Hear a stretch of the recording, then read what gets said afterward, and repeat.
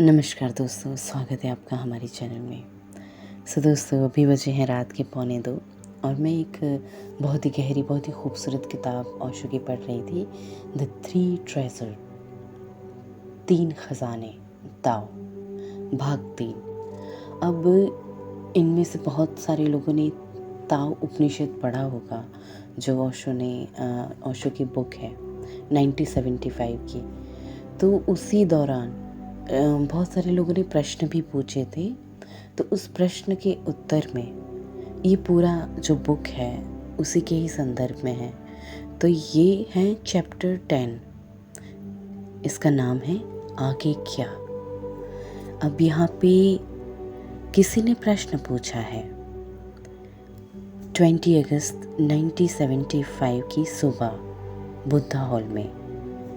किसी का प्रश्न है कि आपने कहा है कि जीवन में कोई लक्ष्य नहीं है, कोई उद्देश्य नहीं है, और फिर भी हम सभी यहाँ पे आत्मज्ञान को अपना लक्ष्य बनाकर बैठे हुए हैं। तो इसके बारे में आप क्या कहना चाहते हैं? कृपया इसके ऊपर रोशनी डालें। अब इस प्रश्न के उत्तर को देते हुए ओशो कहते हैं कि अगर आप आत्मज्ञान को अपना लक्ष्य मानकर यहाँ हैं, तो आप यहाँ हैं ही नहीं।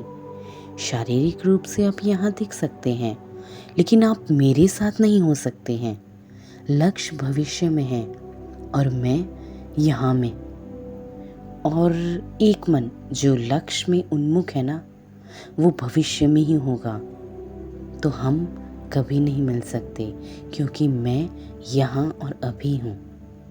मैं जानता हूँ कि तुम यहाँ कुछ पाने के लिए आए हो, इसलिए तुम उसे चूक रहे हो। मैं तुम्हें कुछ भी पाने के विचार को छोड़ने के लिए राज़ी करने के लिए आया हूँ। आत्मज्ञान, मोक्ष, निर्वाण, ईश्वर, ये सब कुछ। यदि तुम इस लक्ष्य उन्मुख मन को छोड़ देते हो ना, और लक्ष्य उन्मुख मन के अलावा और कोई मन है भी नहीं, कोई दूसरा मन नहीं है, तो ये अगर तुम इसे छोड़ देते हो तो तुम प्रबुद्ध हो जाते हो। आत्मज्ञान कोई खोज नहीं है, ये एक अनुभूति है। ये कोई भी लक्ष्य नहीं है, ये तो जीवन का स्वभाव है। जीवन जैसा है वो प्रबुद्ध है। इसमें कुछ भी जोड़ने जैसा और बेहतर बनाने की ज़रूरत नहीं है। जीवन परिपूर्ण है। ये अपूर्णता से पूर्णता की ओर नहीं बढ़ सकता है, ये पूर्णता से पूर्णता की ओर बढ़ रहा है। आप यहाँ कुछ पाने के लिए आए हैं, ये बाधा के रूप में कार्य कर रहा है। उस बाधा को हटा दो, बस यहाँ रहे। किसी भी उद्देश्य के बारे में भूल जाओ। जीवन कोई उद्देश्य नहीं हो सकता है, जीवन ही उद्देश्य है। इसका और कोई भी उद्देश्य कैसे हो सकता है? अन्यथा ये अनंत प्रतिगमन रहेगा। एक उद्देश्य, उसके पीछे उसका भी दूसरा उद्देश्य, फिर दूसरे उद्देश्य का और भी कोई उद्देश्य। जीवन का कोई उद्देश्य नहीं है, और इसलिए ये इतना सुंदर है। हिंदुओं ने इसे लीला, एक नाटक कहा है। ये एक खेल भी नहीं है। अब पश्चिम में खेल शब्द बहुत ही ज़्यादा महत्वपूर्ण हो गया है।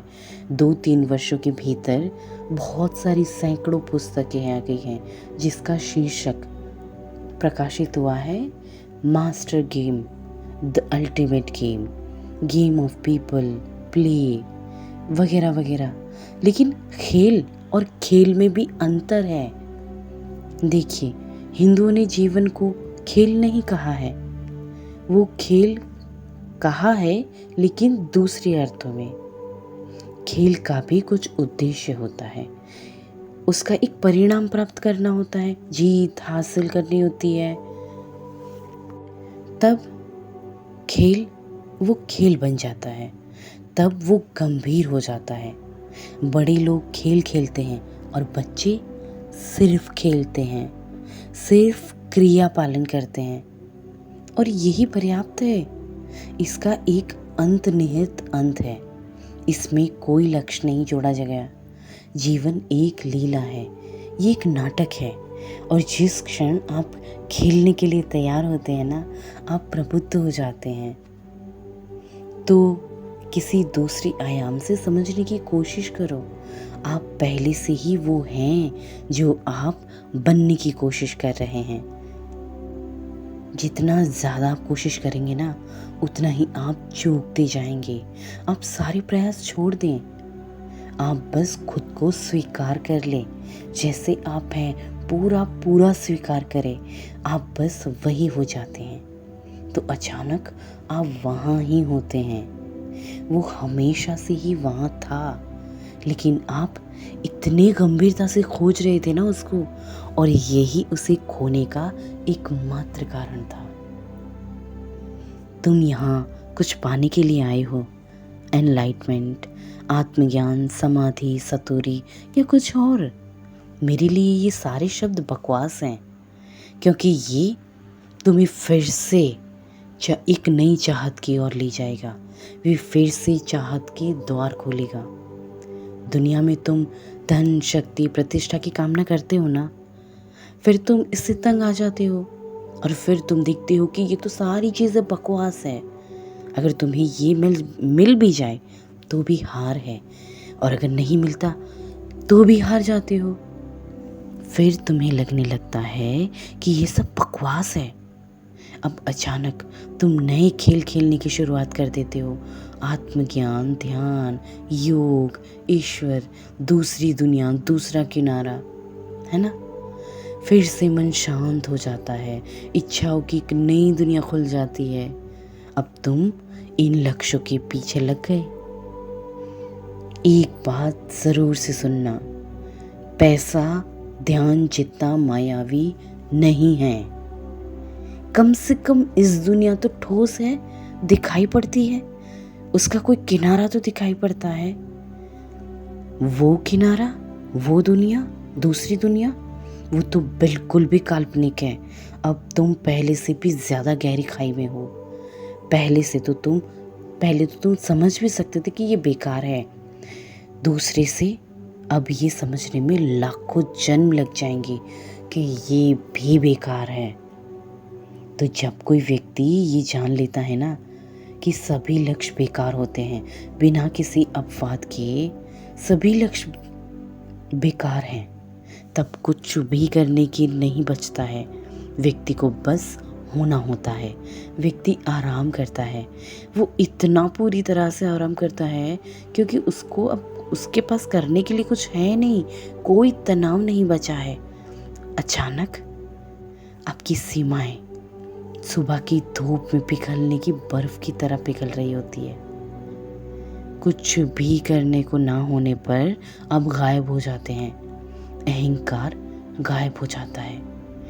कुछ भी करने को ना होने पर, कुछ भी होने को ना होने पर, कुछ भी हासिल करने को ना होने पर आप क्या होंगे?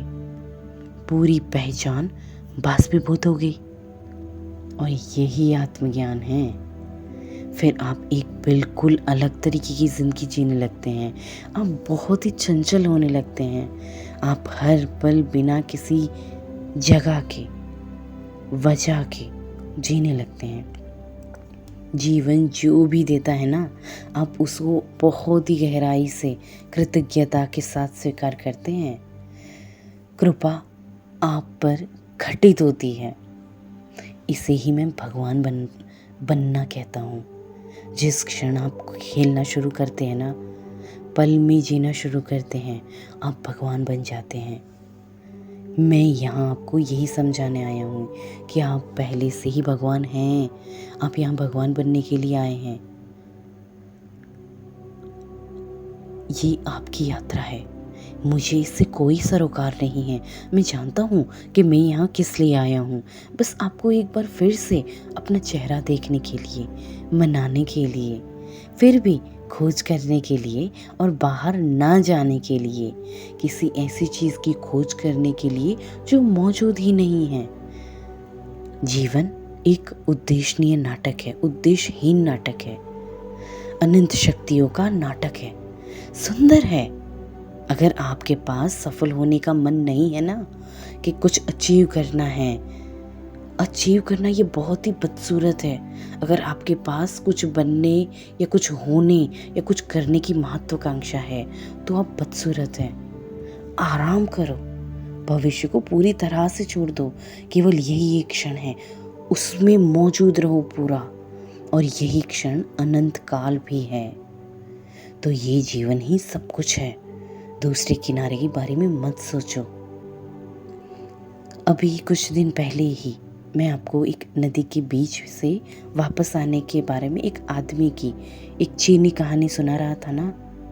वो आदमी के बीच से क्यों वापस आना पड़ा? उस आदमी को बीच नदी से वापस क्यों आना पड़ा? क्योंकि कोई दूसरा किनारा नहीं है, यही एकमात्र किनारा है। और वो क्यों हंसने लगा? क्योंकि उसे अचानक एहसास हुआ कि खुद ही वो बुद्ध है जिसकी वो तलाश कर रहा था।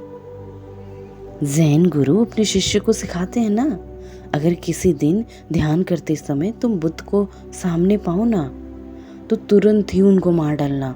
एक पल के लिए एक पल भी मत गंवाना, उन्हें तुरंत ही मार डालना, वरना वे तुम्हें भटका देंगे। वो सही है। जब आप ध्यान करते हैं ना तो कृष्ण बांसुरी बजा कर आ जाते हैं। ये बहुत सुंदर लगता है आपको। फिर भी ये तो आप सपना देख रहे होते हैं। फिर से आप सपनों की इच्छाओं में फंसते जाते हैं। जीसस आते हैं, आपके मन का जाल और भी बड़ा हो जाता है और आप उसमें फंसते जाते हैं एक मकड़ी की जाल की तरह। और फिर बुद्ध आते हैं, आप खुद को भूल जाते हैं। इसलिए ज़ैन गुरु कहते हैं कि बुद्ध को तुरंत मार डालो, रास्ता साफ करो, किसी और को वहां मत आने दो। यानी किसी लक्ष्य को वहां मत आने दो, बस समग्र हो जाओ, अकेले रहो, अपनी परम शुद्धता में रहो। और यही आत्मज्ञान है। मुझे इसे दोहराना चाहिए क्योंकि मैं जानता हूँ कि तुम भूल जाओगे और भूल जाओगे और भी भूल जाओगे। तुम पहले से ही वो हो जिसे तुम खोज रहे हो। इसे मूल मंत्र बना दो। जिसे तुम खोज रहे हो वही तुम पहले से ही हो। अगर तुम इस मंत्र को समझ सकते हो तो तुमने सब कुछ समझ लिया। इसको आजमाएं। अपने पहले ही बहुत सारी जीवन को समर्पित कर दिया है। अब हर पल को ऐसे जीने की कोशिश करो जैसे कि कोई भविष्य है ही नहीं। शुरुआत में ये सिर्फ एज इट इज़ लगेगा, लेकिन धीरे धीरे आपको पता चल जाएगा कि ये एज इट इज़ वैसा का वैसा नहीं है, एकमात्र वास्तविकता है।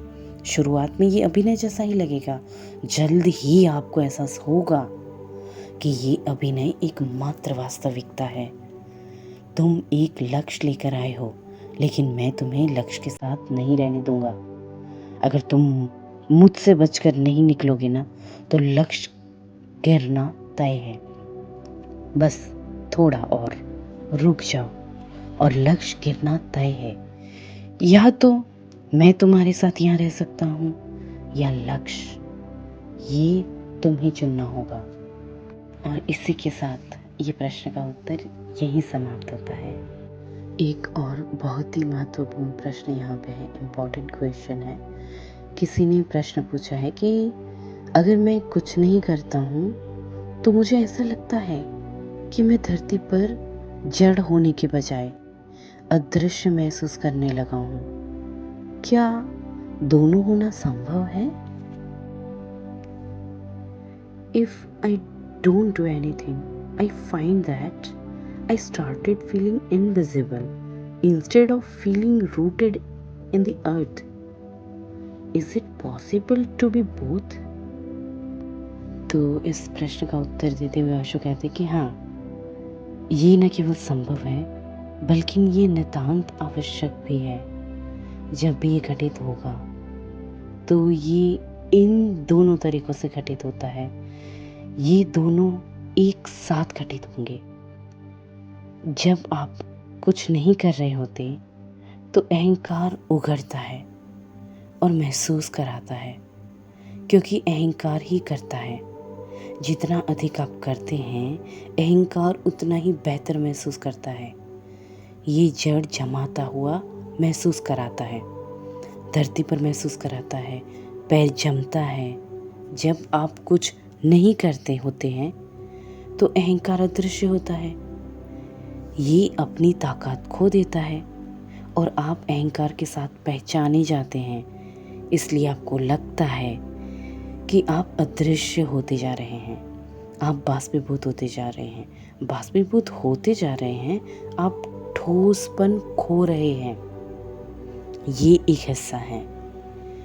दूसरा भाग, जब आप जल्द ही इस बात से अवगत हो जाएंगे ना कि यदि आप इस अदृश्यता को घटित होने देते हैं, इसे वास्तविक होने की घटित होने देते हैं ना, और आप फिर से अहंकार पर नहीं पड़ते हैं और कुछ करना शुरू नहीं करते हैं, तो आप देखेंगे कि आप जड़ हो गए हैं। वो जड़ता अस्तित्व की है और लुप्त होना अहंकार का है। एक अंतराल होने जा रहा है और वो अंतराल अंधेरी रात है। उस अंतराल में आप बहुत आशंकित, बहुत ही भयभीत होंगे कि क्या हो रहा है, क्या आप पागल हो रहे हैं, क्या आप सब कुछ खो रहे हैं, क्योंकि अब आपके पास जो कुछ भी है वो अहंकार पहचान है। अगर ये आपके हाथ से फिसलता जा रहा है ना, तो आपको लगता है कि सब कुछ खोता चला जा रहा है और पुरानी चीज़ों से चिपके रहने का प्रलोभन होगा ताकि आप जड़ें जमाए हुए महसूस करें। तो चिंता ना करें, अहंकार को जाने दें और आकाश में वास्तविक हो जाए। और अगर आप दिनों तक उस खाली अवस्था में रह सके ना, जितना अधिक आप उसको स्वीकार कर लेते हैं ना, उतना ही कम अंतराल होगा। और अगर आप इसे पूरी तरह से स्वीकार कर लेंगे तो अगले ही सेकंड में आप जड़ता महसूस करेंगे। लेकिन इसे पूरी तरह से स्वीकार करना कठिन है। आप संदिग्ध है ना, मन कहता है कि क्या हो रहा है, पुराना घर गिर रहा है और नया घर कहाँ है, पुराना अस्तित्व चला गया है और नया कहाँ है। लेकिन एक समय की ज़रूरत है, एक अंतराल की ज़रूरत है जिसमें पुराना घर गायब हो जाएगा और पुराने घर के गायब होने से जो भी उथल पुथल हो रही है ना, अराजकता पैदा हुई थी ना, वो साफ हो गई और आपकी आंखें साफ हो गई। अभी उसमें कोई धूल नहीं जमी है। तब आप अचानक एक नया घर अस्तित्व को देखने में सक्षम हो जाएंगे। वो नया घर अस्तित्व होगा। ये एक साथ होता है, इसलिए डरो नहीं, इसे होने दो, इसे होने में मदद करो। फिर किसी ने एक और प्रश्न पूछा कि आपने हाल में ही कहा ना कि आत्मज्ञान तक पहुंचने के लिए आपको सबसे पहले एक पूर्ण निराशा से गुजरना होगा, जहां पूरी तरह से आशा खो देते हैं। लेकिन जब आप जानते हैं कि एक गुरु की उपस्थिति अपनी उपस्थिति से आपकी मदद कर रहा है, तो आप आशा खोना असंभव लगता है ना। तो अश्रु जवाब देते हुए कहते हैं, आप इस बारे में चिंता मत करो, मैं ये सुनिश्चित करूँगा कि आप पूरी तरह से निराश हो जाएं। फिर और एक प्रश्न किसी ने पूछा कि मनुष्य सितारों तक सर्वोच्चतम तरीके से कैसे पहुंच सकता है।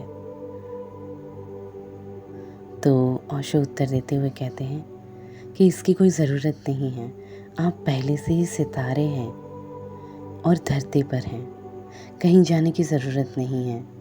और जहाँ भी आप जाएंगे आप वहीं रहेंगे, अपने भीतर जाएं। पृथ्वी अपने आप में एक तारा है, क्योंकि ये आपके बहुत करीब है ना, इसलिए आप इसे नहीं देख सकते। जब आप किसी दूसरे तारे के पास जाएंगे तो आपको वो तारा दिखाई नहीं देगा, वो बहुत करीब होगा और फिर उस दूर अंतरिक्ष से पृथ्वी एक तारे जैसी दिखाई देगी। मनुष्य वो नहीं देख सकता है जो निकटतम है, मनुष्य केवल वही देख सकता है जो दूर है और दूर स्थित है।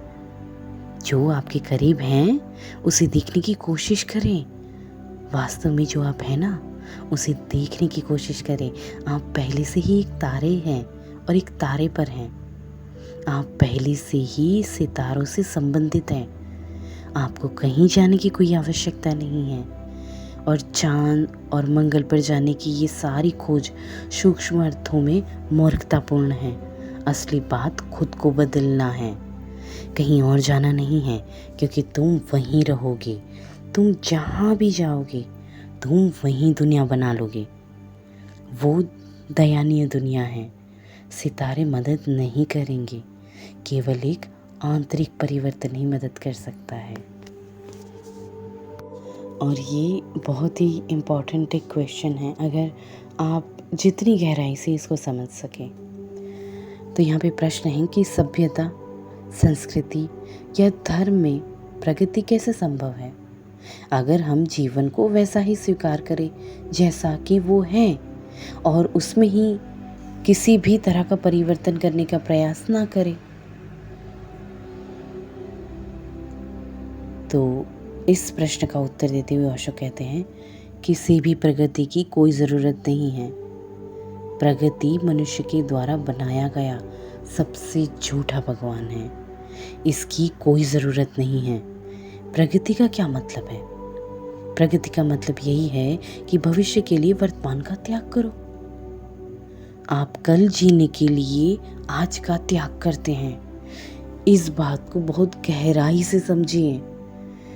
ये मैट्रिक्स जो इल्यूजन है, उसका जो कोर है वो यही है।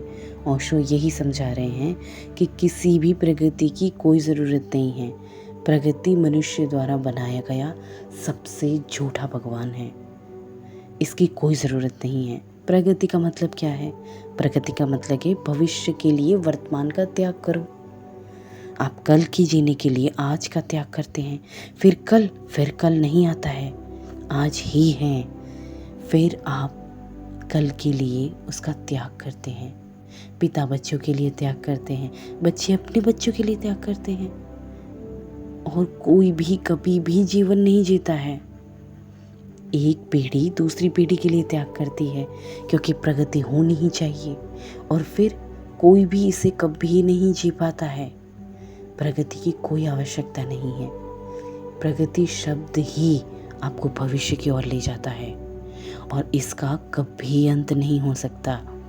आप ऐसी स्थिति में नहीं आ सकते जब आप कह सके कि अब प्रगति हासिल हो गई, क्योंकि प्रगति कोई हासिल करने वाली चीज़ नहीं है। ये एक प्रक्रिया है, एक प्रोसेस है, इसलिए ये स्थिति है। अब हर कोई आनंद ले सकता है। अब प्रगति हासिल हो गई है, ये कभी नहीं आएगा। ये वर्ड प्रगति हमेशा एक प्रक्रिया ही रहेगी। अब तक मानवता इस तरह जीने की कोशिश करती है, प्रगति के नाम पर सभी सुखों का त्याग कर रही है। अब और त्याग करने की कोई ज़रूरत नहीं है। अब भविष्य के बारे में भूल जाओ। तुम अपने लिए जियो जब तक समय है, पूरी तरह से जियो। तुम्हारे बच्चे अपना जीवन खुद जिएंगे ना। खुद का बलिदान मत करो, क्योंकि बलिदान करने वाले पिता बहुत खतरनाक होते हैं। वे अपने बच्चों को भी कभी माफ़ नहीं करते हैं, और फिर वे बच्चे हमेशा अपने पिता के खिलाफ होते हैं, क्योंकि वे इस रवैये को माफ़ नहीं कर सकते हैं कि तुमने बलिदान दिया है। हर किसी को किसी और के लिए शहीद बनना सिखाया गया है। ये मूर्खता, सरासर मूर्खता है ये, लेकिन ये प्रकृति के नाम पर हो रहा है। प्रकृति की चिंता मत करो। पक्षियों ने चिंता नहीं की है। उनके साथ क्या गलत हुआ है? वे क्या खो रहे हैं? आप सोचो ज़रा। पेड़ों ने परवाह नहीं की है। हिमालय ने परवाह की कि वे क्या खो रहे हैं। उन्होंने 1000 साल पहले भी इसका आनंद लिया था। वे हमेशा इसका आनंद लेते हैं। वे अब भी इसका आनंद ले रहे हैं। वे भविष्य में भी हमेशा के लिए आनंद लेंगे। केवल मनुष्य को ही प्रगति के नाम की बीमारी है। ये कैंसर जैसी चीज़ है। फिर तुम त्याग करते चले जाते हो। तुम कहते हो कि मैं कैसे आनंद ले सकता हूँ, आज मुझे कड़ी मेहनत करनी है ताकि कल पैसा हो और फिर मैं आनंद लूँ। लेकिन वो कल कभी नहीं आता है, फिर तुम कैसे आनंद ले सकते हो? तुम्हारे बच्चे हैं, तुम्हें कड़ी मेहनत करनी है ताकि तुम्हारे बच्चे आनंद ले सके, उनके बच्चे आनंद ले सके, उनके अपने बच्चे के अपने बच्चे होंगे। ये कब आता है? जब तुम आनंद ले सको। तुम्हारी माँ ने तुम्हारे लिए बलिदान लिया, वो एक शहीद थी।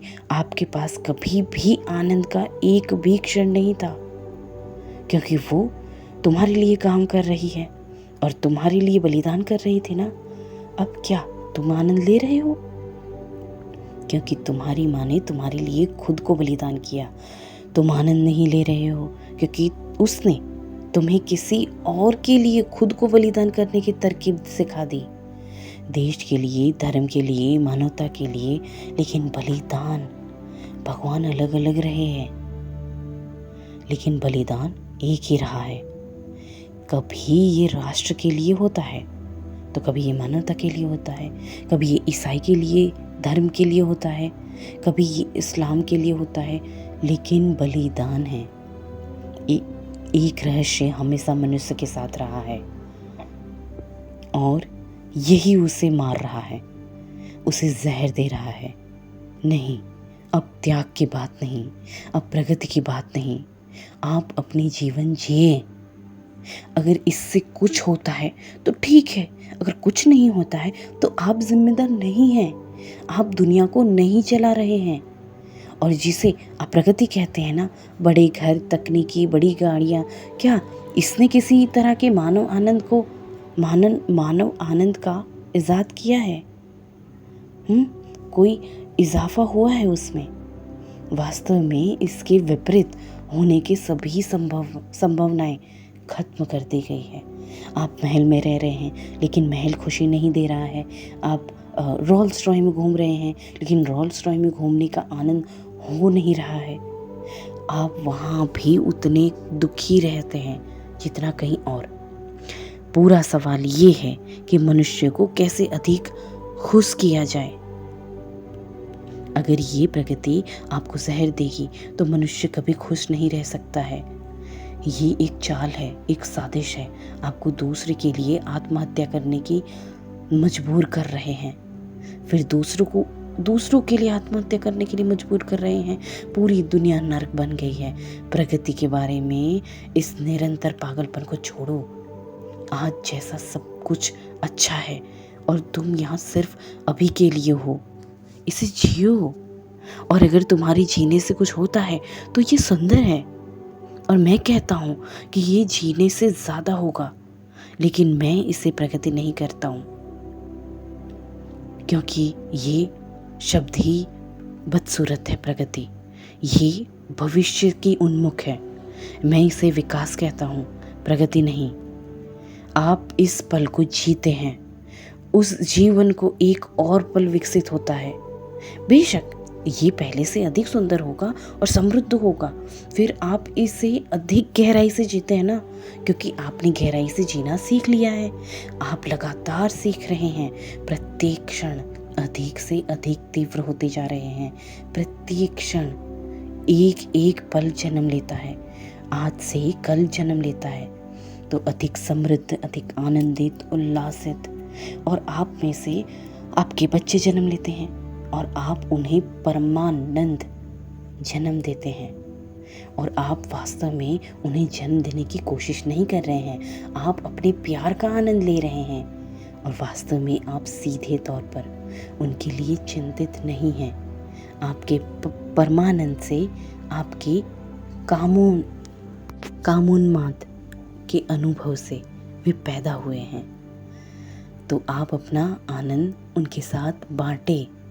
वे आपके साथ बढ़ते हैं, सीखते हैं कि कैसे आनंदित होना है, कैसे आनंदित हुआ जाता है। उनके बच्चे उनके साथ बड़े होंगे, उनका विकास होगा, प्रगति नहीं। प्रगति में गैर ज़रूरी चीज़ बढ़ती है, ज़रूरी चीज़ें मर जाती है। प्रगति में, विकास में गैर ज़रूरी चीज़ें बढ़ जाती है। अगर वे हैं तो अच्छा है, अगर वे नहीं हैं तो और भी बेहतर है। लेकिन ज़रूरी चीज़ें बढ़ती हैं। क्यों ज़रूरी? ज़रूरी है आनंद, ज़रूरी है आपकी आंतरिक खुशी, ज़रूरी है वो अनुभव की चरम सीमा। आपके पास बड़े महल नहीं हैं, लेकिन आपके पास वो चरम अनुभव है। और यही सही है। आप झोपड़ी में रहते हैं, वो भी चलेगा। आपके पास बहुत महंगे कपड़े नहीं हो सकते हैं, लेकिन उनकी ज़रूरत नहीं है। आपके पास एक समृद्ध व्यक्तित्व है। विकास के साथ एक अलग, बिल्कुल अलग आयाम खुलता है। पिछली सीढ़ी तक, पिछली पीढ़ी तक प्रगति मानव मन पर हावी हो रही है, लेकिन नई पीढ़ी के लिए विकास एक सार्थक और बहुत बड़ा शब्द बन गया है। सभी विकास समूह मुठभेड़ हैं। विकास, सीखी सिखाई, चिकित्सा, वे प्रगति के बारे में चिंतित नहीं होती है। विकास के बारे में चिंतित है वो कि कैसे विकास किया जाए। मेरे लिए ये शब्द सार्थक है। और इसी के साथ ये प्रश्न का उत्तर भी यहीं समाप्त होता है।